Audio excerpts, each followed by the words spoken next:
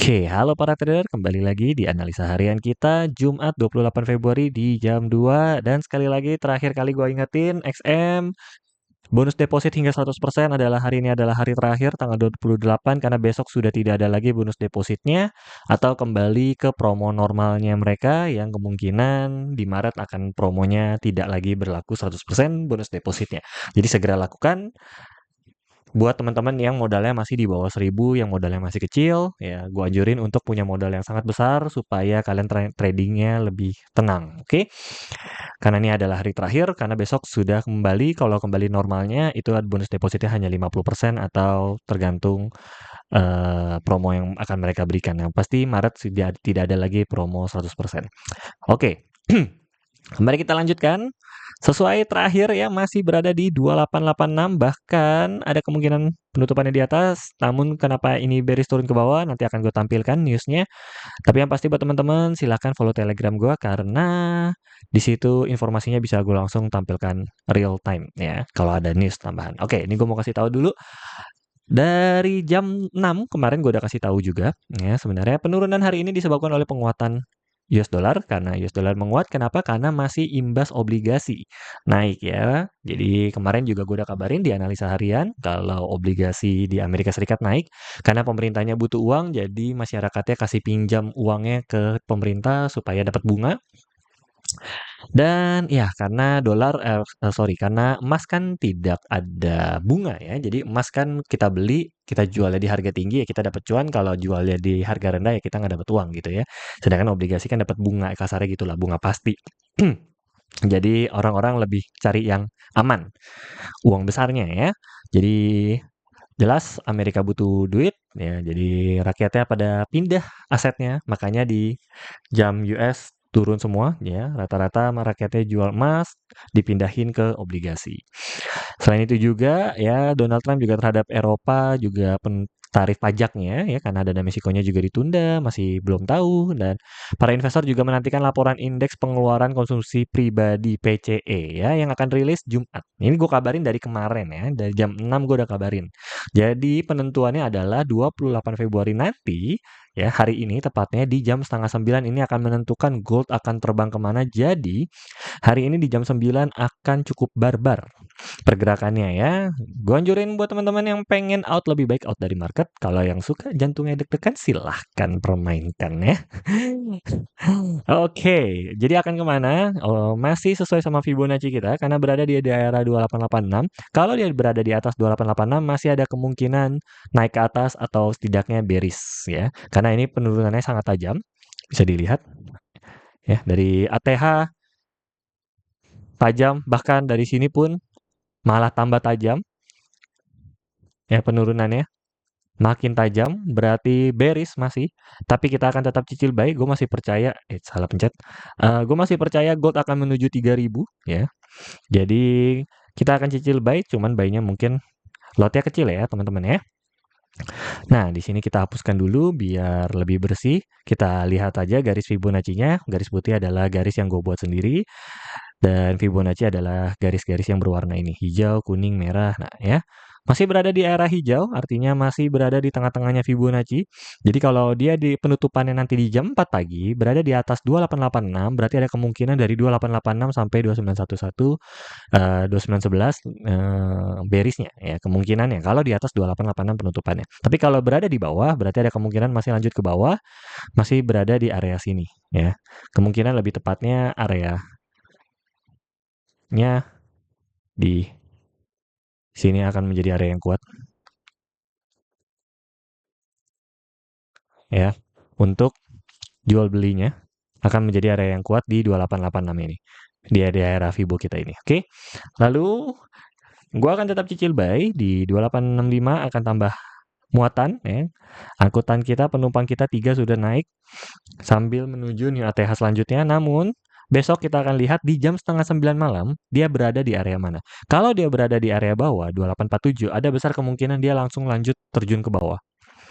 Hati-hati karena kalau terjun ke bawah, terjun selanjutnya bisa di 2812 yang cukup dalam. Ya, tapi hari ini kita tidak ubah Fibonacci kita dulu karena ini kuat banget 2847 ini. Jadi kecil kemungkinan untuk bisa tembus kecuali ya memang hasil newsnya besok fatal gitu ya. Berharap pada saat jam 8:30 lebih tepatnya berada di area sini. Jadi kalaupun jatuh, jatuhnya hanya di daerah sini. Dan kalaupun terbang, terbangnya tidak sampai menyudut New ATH, kemungkinan hanya berada di Fibonacci selanjutnya kita di 2944. Kembali berada New ATH di daerah-daerah sini nih. Ya, harapannya seperti itu. Semoga dia berada di area sini supaya kita masih bisa membaca arah trennya ke arah kemana selanjutnya. Karena kalau dia lanjut ke bawah, ada kesenangannya juga karena kita berarti area support resistennya, karena gue kan mainnya SNR ya, jadi jauh lebih banyak cuannya gitu ya. Cuman terpaksa jadi harus stop loss sedikit gitu ya, untuk kita bisa menambah muatan untuk supaya kita bisa pasang sell di daerah-daerah sini. Tapi sepertinya kemungkinannya kecil karena 2847 ini kuat gini. Oke, jadi besok gua akan tetap cari buy di daerah sini. Kita akan lihat penutupannya dulu di daerah mana. Kalau dia di daerah bawah, maka gue siap untuk cari buy di 2865. Tapi kalau dia berada di atas, kita bisa cicil sell dikit di 2911 kalau dia kembali menyentuh sebelum news ya. Sebelum news, kita akan di sini. Jadi buat teman-teman, kalau pengen dapat update-annya, siapa tahu ada news tambahan tiba-tiba di tengah-tengah, silakan follow Telegram kita supaya kita masuk. Supaya kalau gue mau kasih info ataupun ada tambahan gitu ya, tiba-tiba ya kita bisa kasih info tambahan. Ini 2911, stop loss $5 ya, TP-nya juga TP1 5 10 15 ya teman-teman ya. Oke, lanjut. News yang pengen gue kabarin selanjutnya adalah, lalu kenapa kemarin masih ada kemungkinan naik ke atas? Padahal kan newsnya buruk banget bang, harusnya turun dong, ini nggak ada kenaikan sama sekali dong. Tapi kenapa buying powernya masih ada? Oke, kenapa buying powernya masih ada? Karena war masih terjadi. Bentar, newsnya di... Oh, belum tampilin. Newsnya adalah war terjadi lanjut karena Rusia dan Ukraina tidak berhenti perang ya. Dan wait. Ya, siap awal aja. Cookies sebenarnya agak bahaya sih, ya udahlah. Ukraina dan Putin says Rusia does not reject peaceful. Artinya war akan terus berlanjut. Solution to war. Oke. Berarti ya udah bantai-bantaian lah kalian lah ya. Kita tinggal nonton aja lah ya. Ada senangnya, ada sedihnya. Karena ya gold naik ya jujur senang ya kan karena war gold naik, tapi ini sih fatal loh, ini gede nih. Ini perangnya nggak kecil ini ya, perang negaranya ya. Lalu North Korea ya juga Bapak Kim kita mengirimkan troops ke Rusia.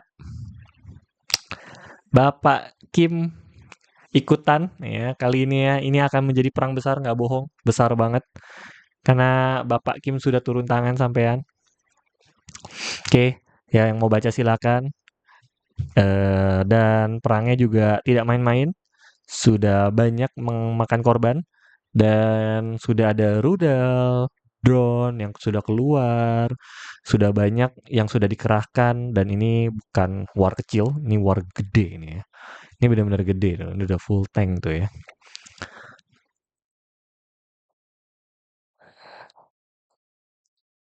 Aduh, ngelihat yang armada yang dikeluarin, wah ini sih nggak main-main ini.